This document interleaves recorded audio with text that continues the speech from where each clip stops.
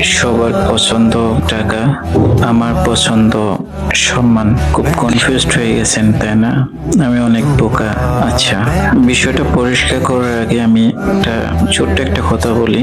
টাকার কাছে কিভাবে সম্মান বিক্রি হয়?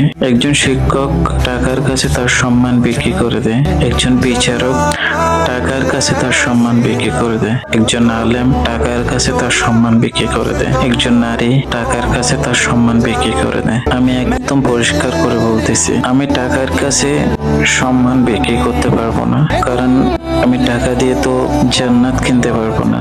হ্যাঁ, আমি সম্মান দিয়েও জান্নাত কিনতে পারবো না, বা আমি সম্মান দিয়ে জান্নাত পাবো না, কিন্তু যারা সম্মানিত ব্যক্তি তাদের দোয়ায় তো আমি হয়তো বা জান্নাত পেতে পারি। সেই কারণে আমি টাকার চাইতে সম্মানটাকে